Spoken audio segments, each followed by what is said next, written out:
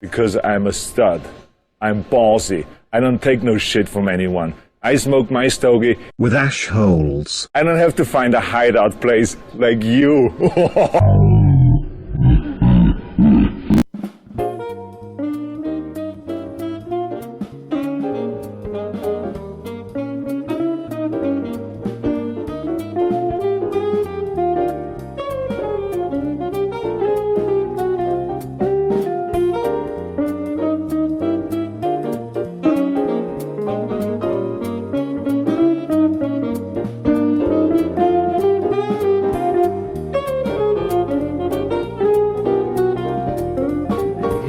Boys and girls, it's time once again for the Johnny Mandolin Show, broadcasting live from New York City, here on City World Radio and simulcast on Italian American Radio.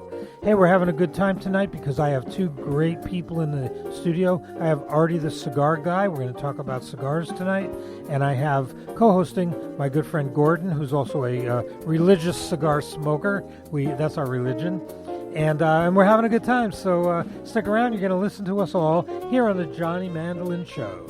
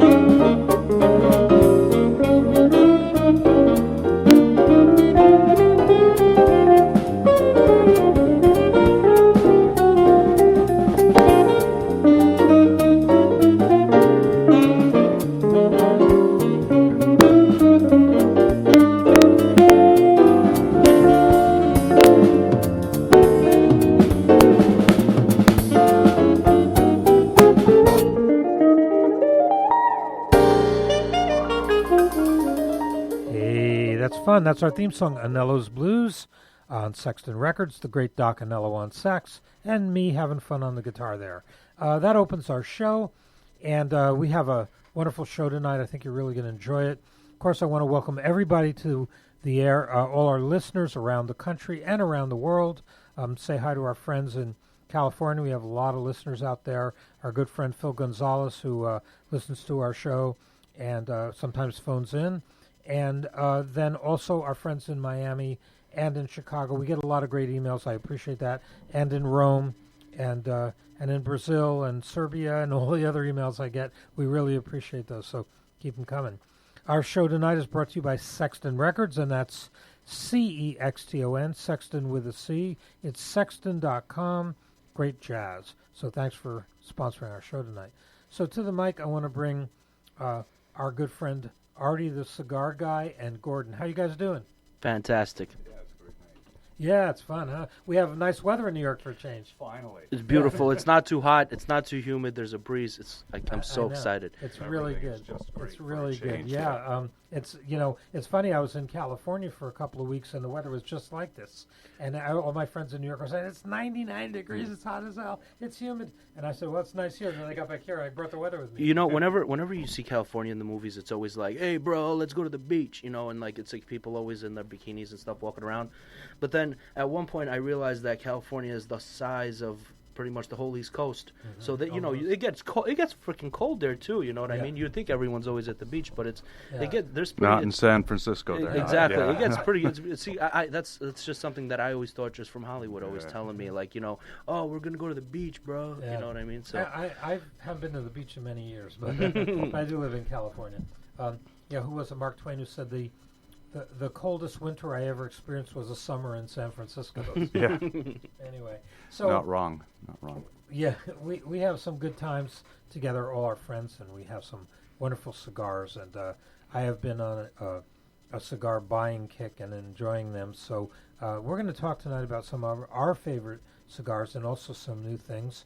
And I always love to bring Artie in because Artie is a very schooled young man in cigars and has really seen the business develop and has a lot of knowledge. So what's new and what are you seeing today? Well, thank you so much for calling me young man. I appreciate that. But yeah, so I'll tell you this much. As of recently, as far as if we're talking about laws and all that, because sometimes when I come in, we bring up laws. I'll save that for a bit later, but it's not looking really good as far as cigars go and all that. But as far as for me personally, what I've recently really fallen in love with, and I've been smoking a lot and really contemplating as I smoke, is Lanceros. Are you familiar with that size? I have heard of them, but no. Yeah, it's usually around like a between 7 and 8 inches, and about like a 38 ring gauge. Yeah, quite slim. Yeah, it's small, but what I realize is you really taste the wrapper a lot, and the blend is condensed, so a lot of the static is gone. And the reason I bring it up is because, funny enough, Lancero was actually Castro's favorite size too, for that exact reason. And like, for instance, the brand Cohiba, right? When Cohiba was started in 1962, that was the first time they produced a Lancero size mass production. You know what I mean? Other than just guys rolling in the, in a warehouse somewhere like, hey, you want this? I'll roll this for you. But that was the first time they actually mass produced one of them. I got to try one. Oh my God, no! It's actually really something else. Now, a lot of people are turned off by it. Especially guys that are like size queens. Like big ring gauges.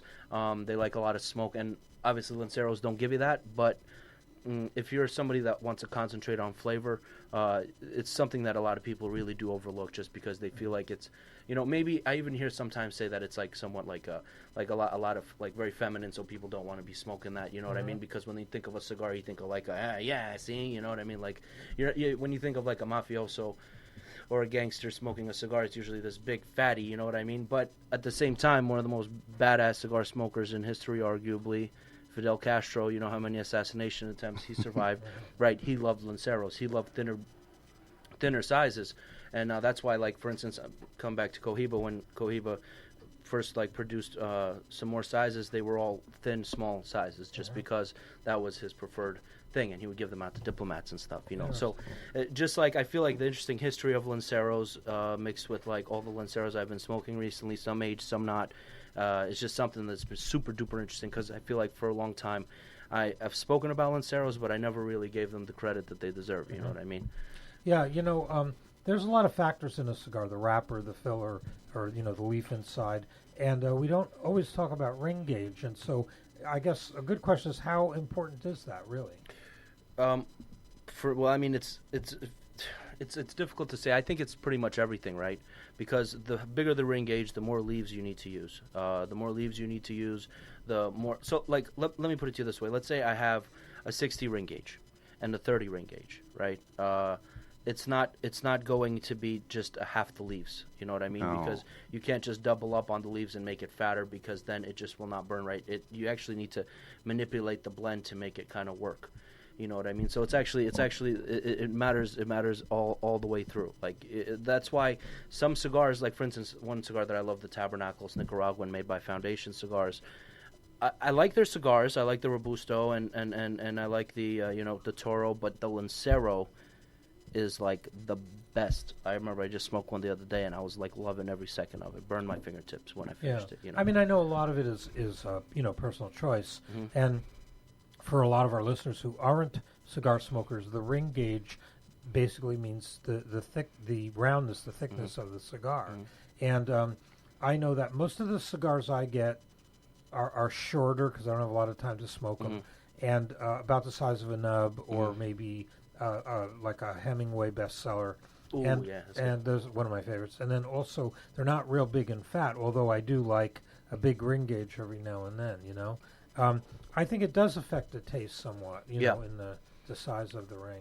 Not just the size of the ring, but you brought up the Hemingways, the shape too. Like those figurados are awesome, and the reason they're awesome is because it helps your palate like alchemate to the cigar way better, in the sense that you start off with like a little small ember and then it builds up, right? And the difficult thing about those shapes is if you don't know what you're doing, it could burn strange really easily. I think you know what I'm talking about. Like if you miss it by a little bit, scorch the side. That's it. It's gonna canoe like crazy. But if you do get it just right, you get this kind of evolution with the flavor that you wouldn't get if you just lit up a normal cigar, which I think is awesome. I love those sizes. Yeah. I usually get my ultimate standby is it's a Arturo Fuente Hemingway, and the size is called bestseller. Yeah. They make short story bestseller signature, but the bestseller is just a really awesome cigar. I'll tell you, if you're a fan of that shape, something that you might want to dig in, like check out. It's called Cuaba Divinos, which is a Cuban brand, and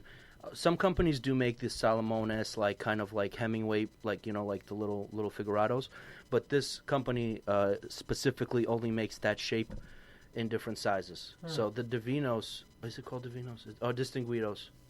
No, wait, hold on. Sorry, I'm so bad with the names. I know that the company is Cuaba. I believe it is Divinos, and they're just like these little guys.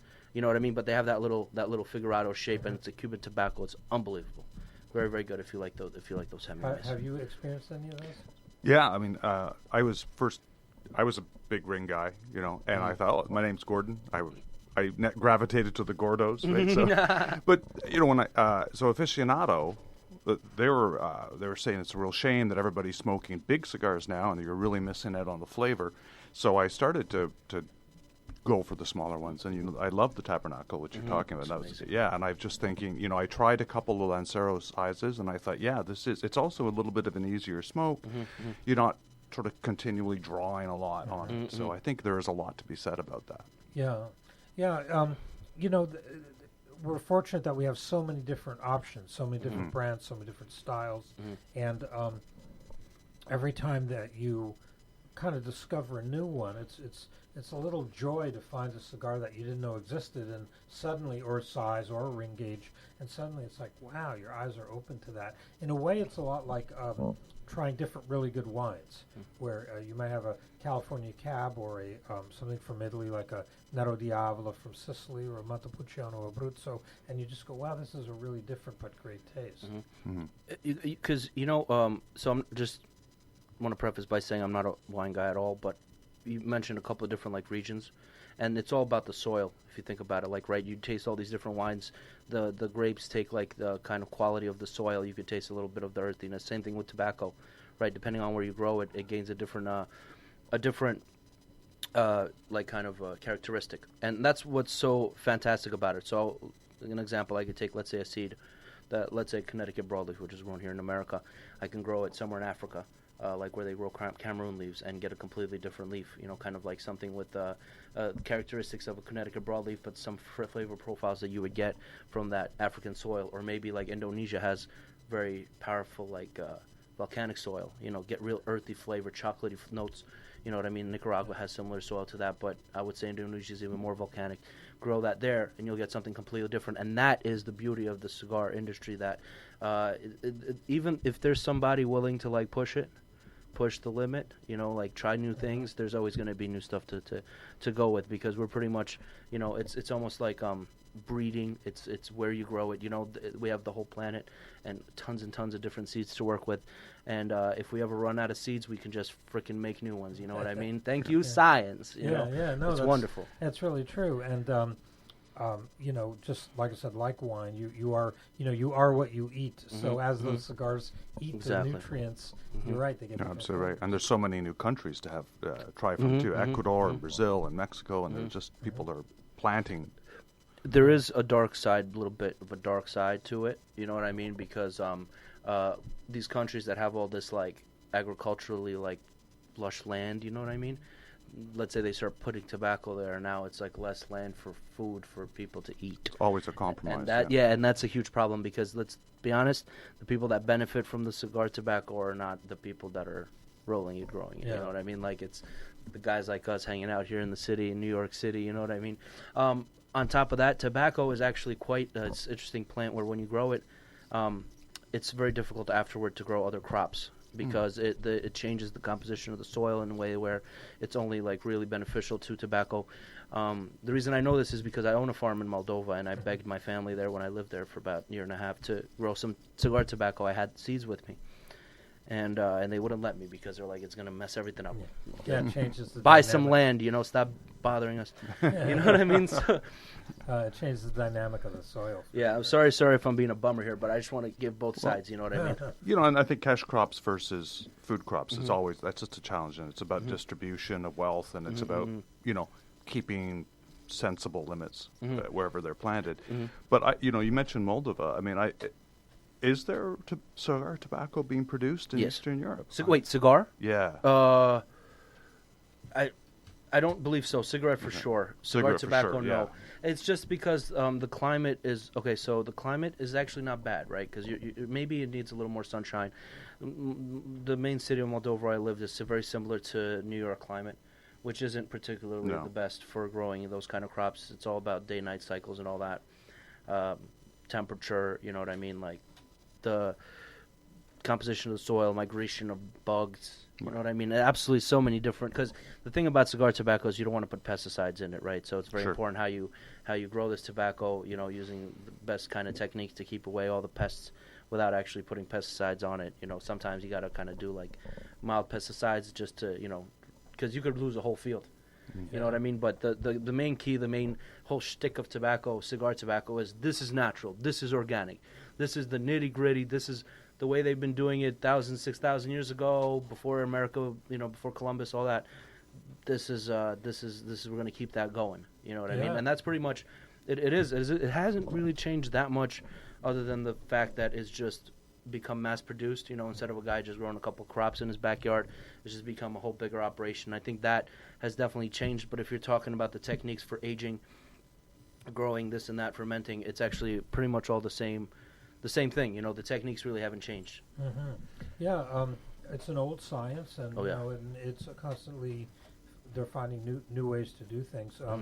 I'm always fascinated by watching a cigar roller do it by hand, and put the leaves together and create what looks like a big bunch of stalk of these big brown leaves, and out comes this beautiful cigar. I love that because I do a bit of rolling at home, and whenever I roll in front of people, it always looks like shit. You know what I mean? They're like, "What is this garbage?" And I'm like, "Wait until the finale." Because what happens is you bunch up the leaves, right? So then you have this but just giant bunch of leaves to put together. And that looks nothing like a cigar. It looks like a dude holding leaves, right? And then you have to put them in a binder, and then they just look like a lumpy bunch of leaves. You know what I mean? Still nothing like a cigar. Maybe something like you would see in a cartoon.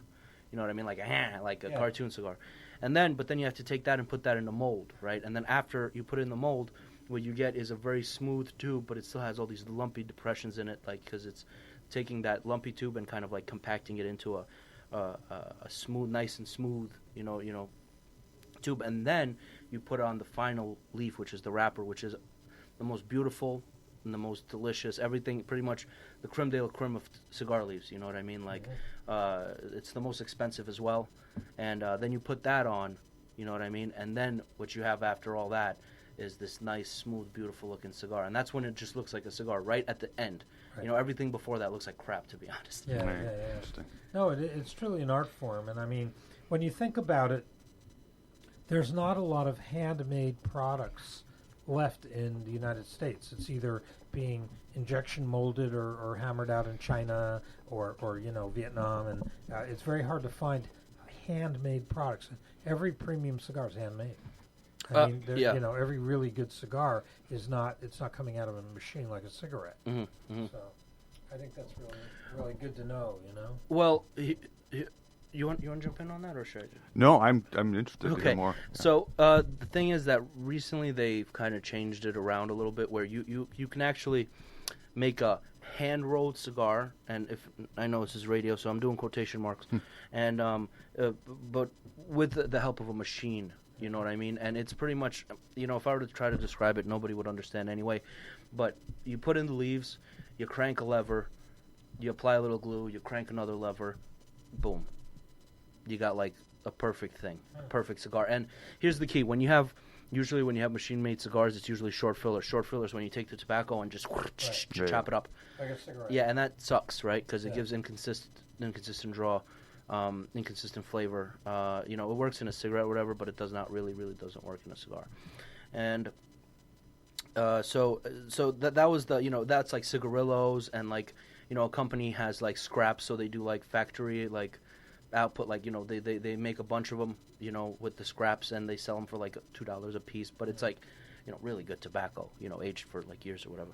But like I said, that was what people that was the distinction. But now it's kind of like gone into this territory where it depends who you ask, because it's the exact same technique as if you were doing it by hand, right? So you can't really fault it for because when you do a short filler, you have to compromise. You have speed, but you have bad quality. In this case, I would say the quality is the same, if not a little better. So it's a machine assist. Sometimes I'm not saying all the time, but there is definitely such a thing, and I've seen it. You can look it up on YouTube. Again, I can't describe it. It's a weird contraption, it really is. It's what I mean. It's something quite unique, but there is something that and they do consider those hand rolled. Interesting. Yeah. I we always, at least for me and most of my cigar friends tell me, they always gravitate to their favorites. You always go back to what you know and what you love. But unless you're not experimental at all, I'm always looking for something new and different. I actually came across a really good cigar called a Padilla, which was very good. I never had them before. A Habano wrapper. And I also recently had a Rocky Patel I really liked. It was a vintage Rocky Patel. Which one? 79. 1979. 1970. Yeah. I don't know. I really bad that one. Yeah, That's it's a kind good of a stuff. rare one. It was good. Yeah. Nice. And also the La Gloria Cubana Series R. Oh, Yeah, they're good. Yeah, that's on the top of that's one of after steak. Like Yeah. you have steak and potatoes, then you have that Series R. That's Yeah. perfect. Yeah, or I like it with a glass of red wine. But I mean, Red it wine. is truly.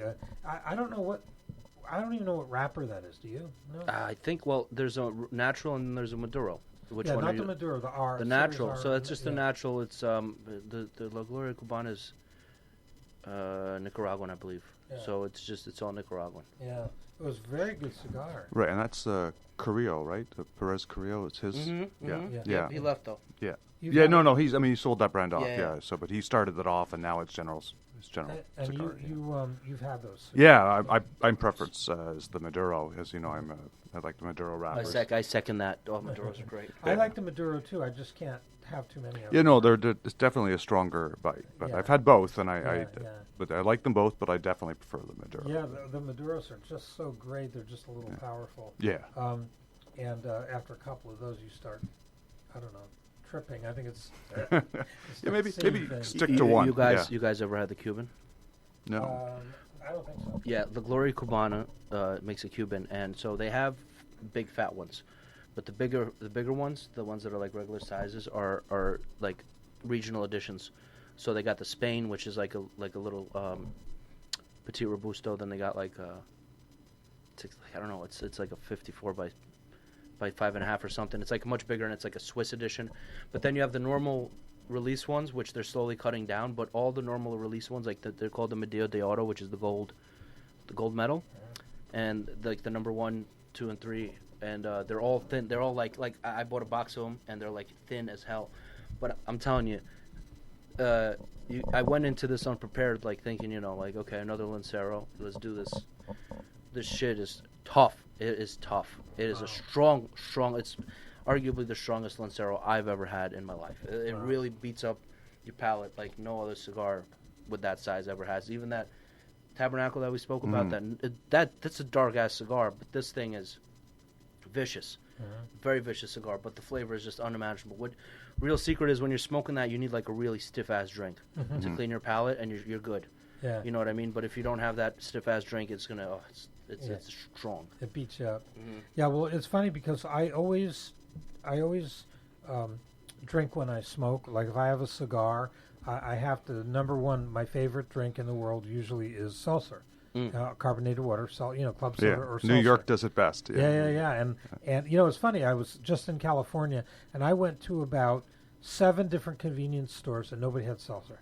No, it's Nobody had seltzer. and it's the craziest thing. It's the same in the Toronto area. I go and first, then they don't call it seltzer, but secondly, it's like club soda. That's it. And Yeah, there's no I couldn't even flavors. find club soda in some of these places. They had, all these different juices and drinks and Gatorades and Coke and Diet Coke, and I don't drink any, flavored sodas, but That's a so good- weird. And I love to a have strange a salsa. thing. Then Yeah. secondarily, it has to be with some alcohol. My favorite go-to is a glass of red wine, preferably Italian, but not necessarily. But also, I've very recently discovered whiskeys, both Scotch and bourbon.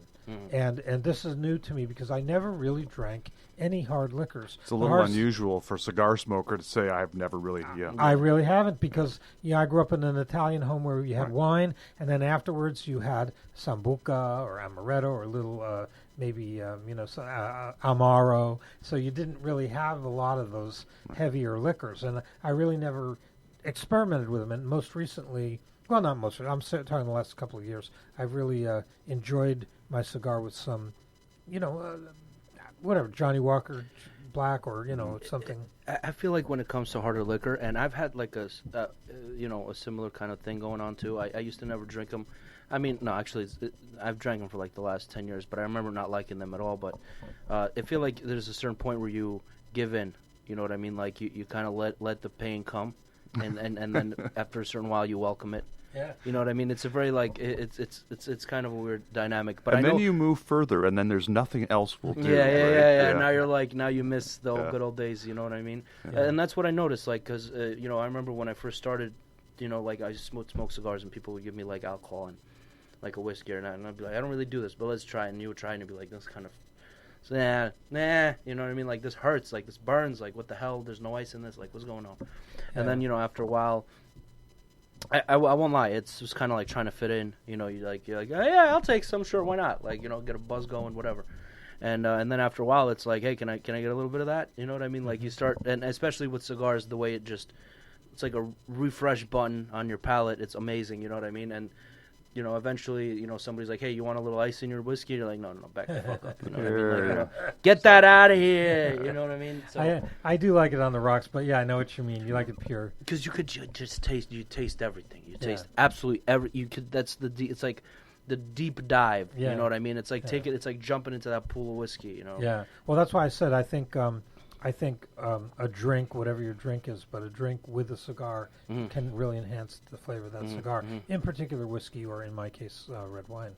But yeah, it's all good. Well, you listen to the Johnny Mandolin show here. I've got Artie, the cigar guy, and Gordon here, and we're always having a good time talking. I would just want to point out that we have a very good friend. His name is Bob DeRusso, and Bob has a group on the Meetup group. It's called it's meetup.com, and it's called the Friendly Cigar Group. So if you're in New York or Jersey or in the surrounding areas, we usually get together and meet up once in a while, like twice a month, and have a nice cigar get together. If you'd like to join, go to meetup.com, look for the Friendly Cigar Group, Bob DeRusso.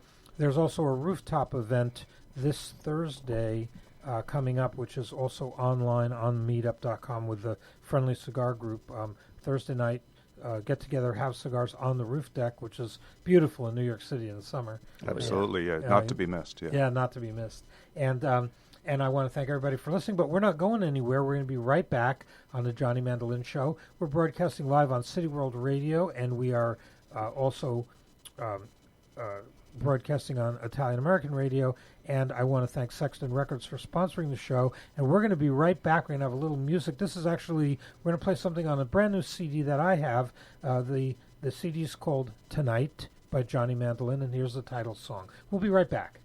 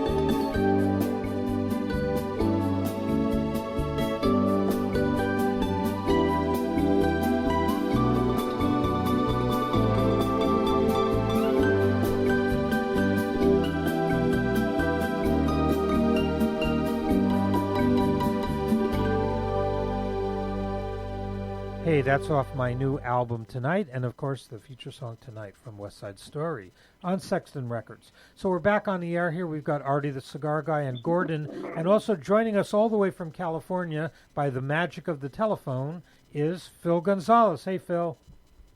Hey there. Welcome. Thank you. How are you guys doing? Fantastic. Great, man. Really good, man. So you said you have a few cigar tidbits for us here.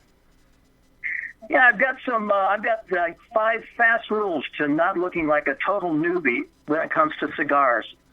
So the first one is that size matters. Selecting the cigar size is counterintuitive. Cigars with a narrower ring gauge are actually stronger than cigars with a larger ring gauge. The trick here is the tobacco to air ratio. Bigger ring gauge cigars are normally mellower than smaller ring gauge cigars. So if you're a newbie to this experience, a large cigar would normally be a bit milder, okay? Now, I've got my notes here, so just bear with me, okay? All right. Okay, the second one is on lighting. So don't worry about matches or cedar spills or any of that here. You're most likely going to be using a lighter, torch, or flame. The same rule applies. You want to use the heat from the flame to light your cigar. Do not shove the foot of your cigar deep into the middle of the flame. You are not doing welding here, guys. Just light the cigar. Now, a bonus is to toast the foot of the cigar lightly prior to lighting it. It actually makes it easier and will light more evenly. And again, this stuff is, for me, it's great info because, I'm not a regular cigar smoker. I'm more of a special occasions type of cigar smoker. But so a lot of your newbies out there might be interested. But the third rule is you need to cut the cap off the cigar. That's the end closest to the cigar band. The rule of thumb here is less is more. It's better to cut too little of the cap than cut too much off and risk damaging the cigar's delicate wrapper. So remember, just the tip. Sounds like a circumcision. Anyway. Yeah, a little religiousness there. Yeah, you're right, because if you cut off the end cap, your cigar's just going to kind of unfurl. And Exactly. And yeah, absolutely. And I think also that when you're lighting a cigar, I've seen a lot of people take a torch lighter and just point it right into the cigar and just burn the hell out of the middle. And not a good idea. Artie, what do you know about this? You're a cigar expert here.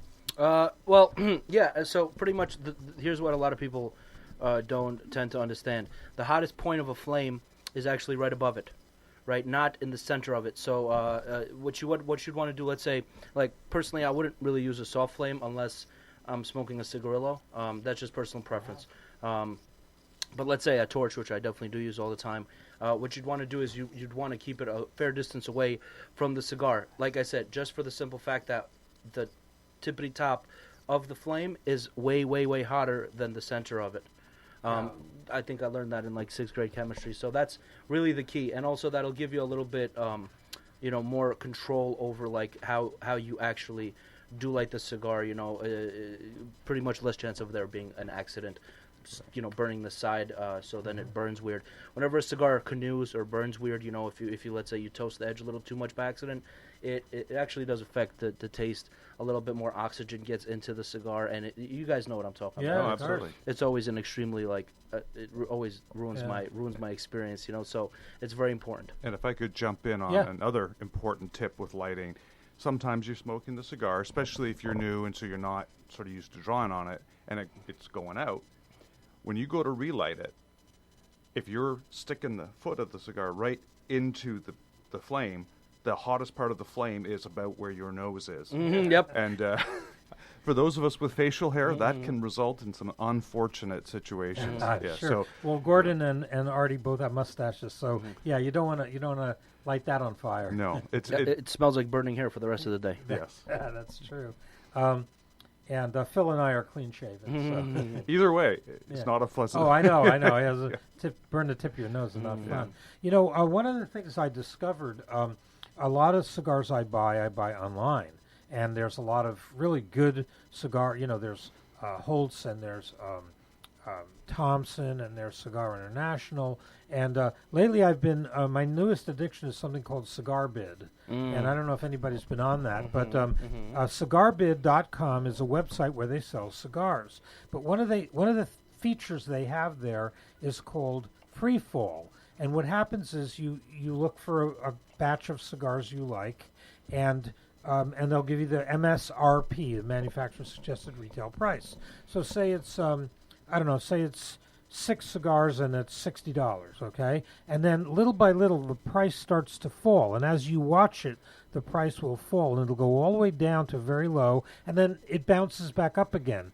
So if you watch it 2 or 3 times, you kind of figure out where the bottom is, and right before that you can buy it and get very good prices. I've gotten basically $10 cigars for $2 each. Damn, you have like a whole a whole science. Yeah, yeah. So it's kind of addictive because you can, and they just don't have. I mean, they have all kinds of cigars. They have lighters. They have paraphernalia. Best thing about Cigar Bet, I got to say, is it's a great way to get your hands on some like really primo stuff without having to pay like crazy prices. Like they have some cigars that you normally won't see in other places, just because it is this kind of like auction type spot. And I don't believe that they just sell their own cigars. You can kind of sell cigars like a lot of brands. Exactly. So it's you can find some like really like some rare limited edition opuses or some Padron 50 years, whatever. You know what I mean? Some of that really good stuff. Yeah, it's pretty amazing. Phil, when you buy cigars, where do you usually get them?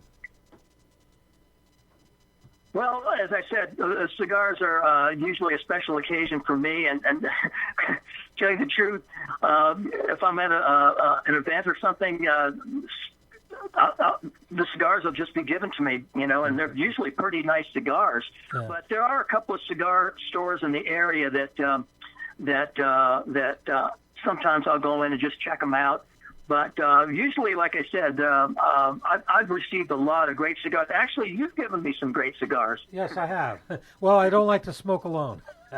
Not to mention your. By the way, I want to do just a quick mention of how much I've enjoyed your CD. I love the music, man. Appreciate it too. Well, thank you so much, Phil. That's tonight, my new CD. Thanks, Phil. Phil is also a really great musician, and I had the pleasure when I was in California, the privilege of actually being able to go into the recording studio and play on Phil's new album, his new song. So how's that coming along? It's coming along good. We're still working on some new material, but the one you worked on with me is complete, and I'll send you a copy of it. That's great. We'll air it. Phil Gonzalez from California. Phil, what kind of music do you play, if you don't mind me asking? I would call it adult contemporary. Oh, it sounds. If I had to categorize it. I'd love to hear that. And well, listen, you guys, it's been great talking with you. Can I leave you with one final quote? Yes. It's from the great Winston Churchill, and he said, "Smoking cigars is like falling in love. First, you are attracted by its shape. You stay for its flavor, and you must always remember, never to let the flame go out." Yeah, That's sweet. Beautiful. All right. That's great, Phil. Thank you, and have a good time in California, and I'll see you when I'm back there. All right. Sounds great. Have a great night, you guys. Thanks for calling in, Phil. That's See Phil ya. Gonzalez from California. Hey, I love radio. I just love radio. But we were talking about Cigar Bid, and I found that you can get a whole box or you can get 5 cigars. And I mean, a lot of cigar online will sell sampler packs too. But I've gotten some very good prices there on the Free Fall at Cigar Bid. Anybody else? Any gems you found? No, for me, I just use JR Cigar. I have no patience, right? So Yeah. I looked at the auction sites and I just thought, I'll have to spend 2 minutes figuring this out. I'm done. Yeah. Well, I also buy in stores too, but Yeah. usually when I'm there, Yeah. To be honest, the last, let's say, 10 boxes I purchased were all outside of the U.S. So it's tough. I can't really chime in too much because I'm mostly as far as my domestic cigars. So I used to work at a cigar lounge. So if I was buying anything, it was from there. You know what I mean? That's where I was exposed to most of the domestic stuff. So if I do shop online, because there's no guy I can go to buy a box of Cubans, at least not anything where I feel like legitimate. So I would just order from Switzerland. You know what I mean? And just so that's usually where I get my stuff. And it's a little tough. It's not really it's a kind of a different situation.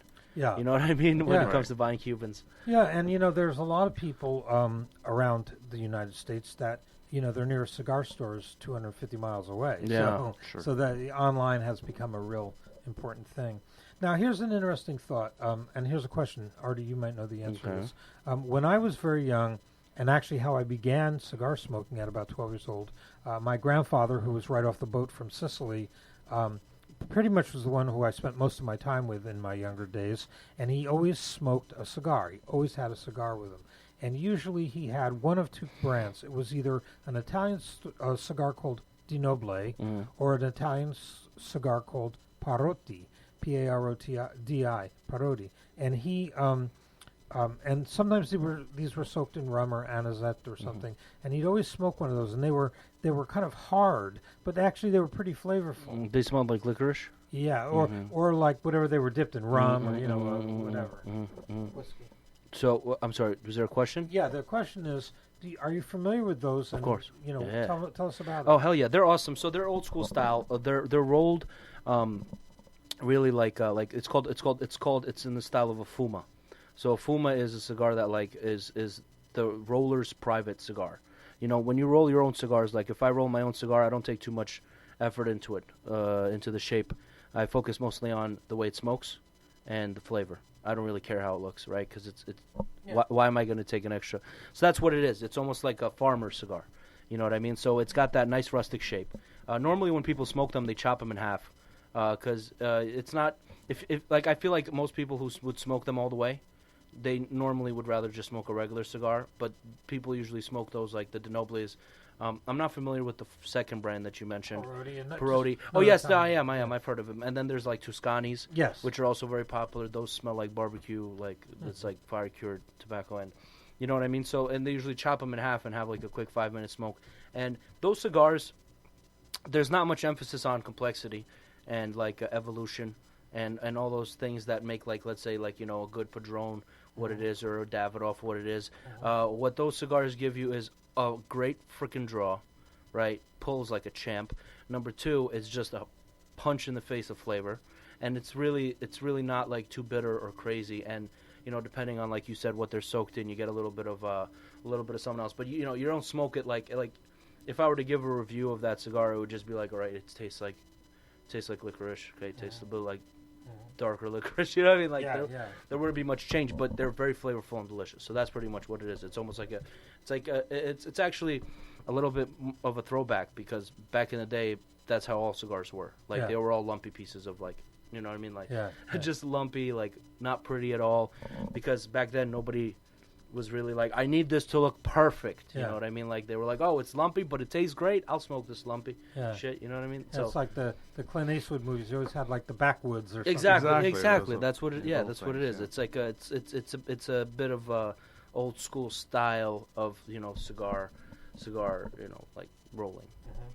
No, it's interesting. It's just another branch of the many branches of cigars. But I do like them now and then, every once in a great while. Yeah, like I said, they're not like if someone's like gonna ask me like, hey, I want to try something amazing. I'm not gonna be like, try this Tuscany. You know what I mean? But if someone's like, hey, I'm grilling some burgers in the backyard, like, hey, let's chop this shit in half and smoke it. You know what I mean? The smoke of the grill with a little bit of the like little bit of the barbecue flavor of the Tuscany or like sweetness of a Di Noble is nice when you're sipping a little bit of something. It's nothing serious, but it doesn't have to be. That's the whole point.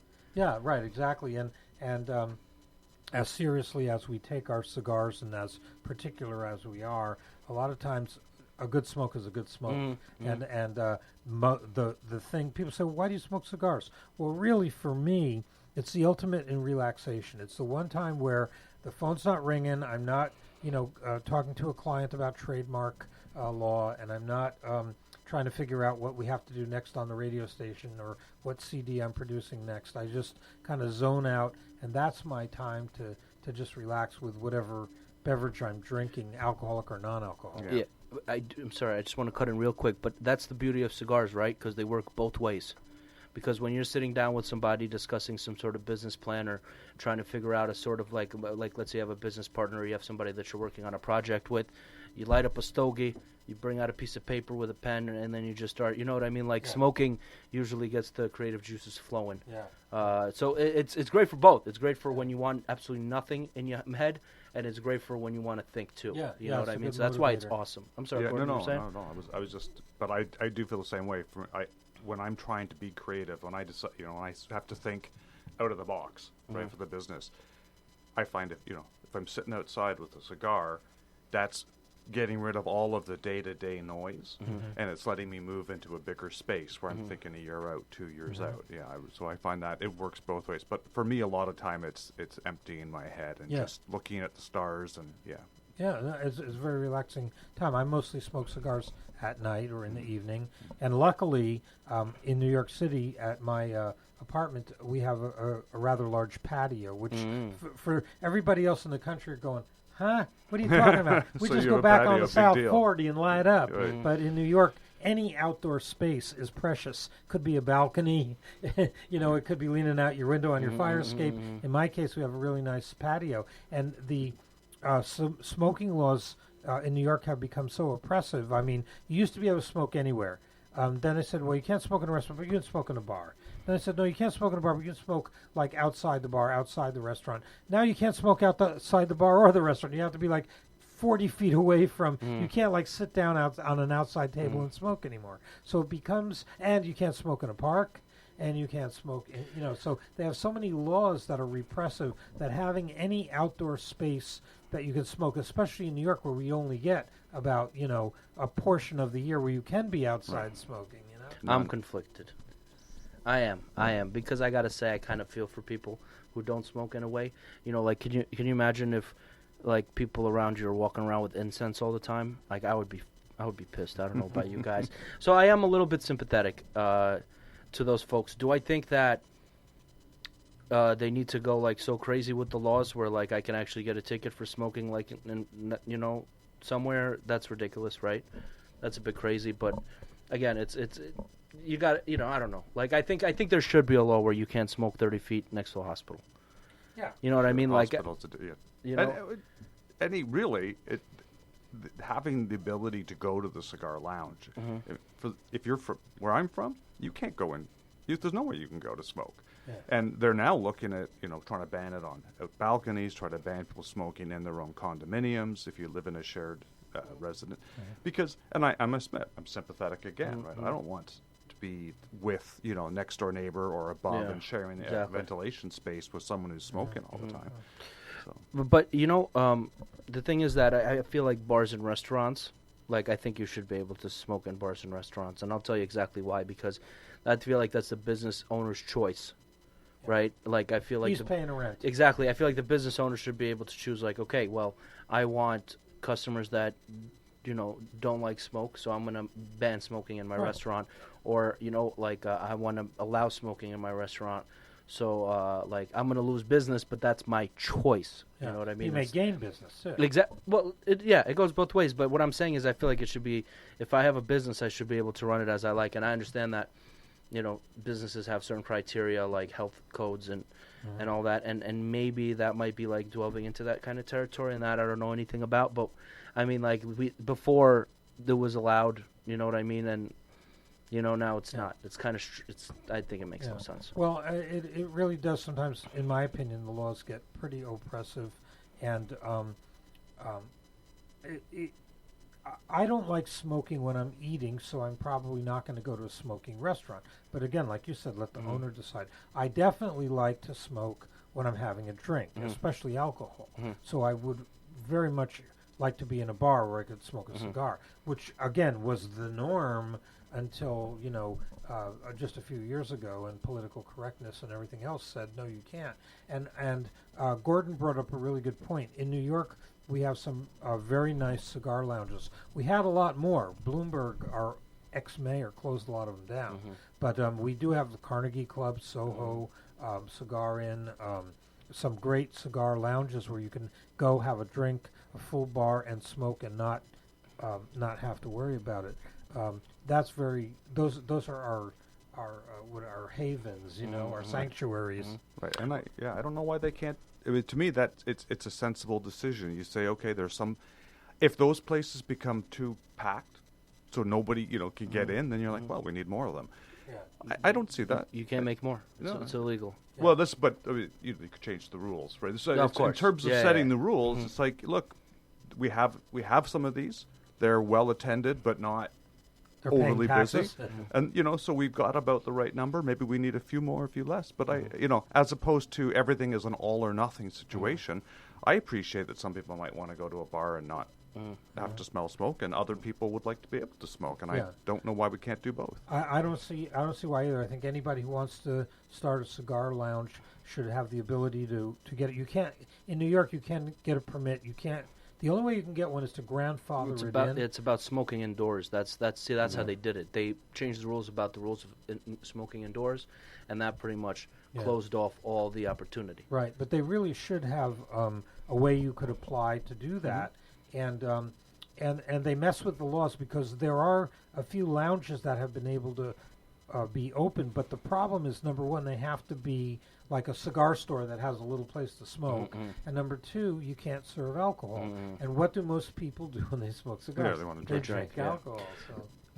Real quick, you mentioned that these places are quote-unquote sanctuaries, and I think that's a wonderful term to use because it almost, like, I don't want to sound like I'm complaining or victimizing myself, but it almost feels like it's under attack, right? The whole cigar smoking scene, like as far as the federal laws, the state laws, the tax laws, The city the laws. smoking laws. It's like, right? So there's always like legislation kind of like feels like you kind of being put down. It's obviously not as bad as other things going on here in America, but it's one of things that affects us, right? But there's one place. It's like almost like you said, a sanctuary. It's called Paley Park. You guys know about this? I heard about it. No. Paley Park is freaking awesome. Like, some of my facts are going to be wrong, but that doesn't matter that much, right? So it's owned by like the owner of like one of the pharmacy branches, like CVS or Duane. I don't know. That might be wrong, but it's some rich guy, and I think his name was Paley or whatever. It doesn't matter. It's this park. It's in Midtown, and it's specifically made for cigar smoking. So it's like it got this nice waterfall backdrop. I don't even remember the address. You see it, but Well, we can Google it. you can Google it. Yeah, it's Paley No, Park. I remember someone telling me. Yeah, I didn't remember the name of the park, but I remember they were saying it's this great park and you could smoke outside. It's 'cause it's a specifically private made. park. Yeah, it's specifically. It's owned by a private company just because some rich guy in New York got pissed off that all this like stuff was going down, and he decided to make this, like as you said, sanctuary. And it's outside and it's wonderful. You can go there and somebody will give you an ashtray and they'll clean the ashtrays. It's great, and all for free. All this comes out of a private fund or whatever. Yeah, it's called Paley Park, Paley Park, and it's 3 East 53rd Street, New York City, 10022. So that's 3 East Paley Park. Closes at 8 p.m., opens at 8 a.m. Great information, Artie. It's awesome. It's awesome, and I personally do not know any other spot like that in the whole city. That's great to know. Yeah. I mean, you just gave us a gem. Yeah, That's where I'm absolutely. going next. Yeah. Next nice day, Well, ladies and gentlemen, we're coming to the end of our show. Johnny Mandolin Show here. I want to thank Artie, the cigar guy, and Gordon, my cigar smoking buddy at a Friendly Cigar Group. And of course, I want to thank Jade, our engineer, who's wonderful. Jade, what kind of cigar do you like? She's looking at me going, But we love Jade. Great engineer. All right, folks. Thanks again. Always join us Monday night, 7 p.m. Eastern Standard Time. Thanks to Phil Gonzalez, who called in all the way from California. We love you guys. And thanks again. And you guys, of course, my question is always, will you come back? Hell yes. No.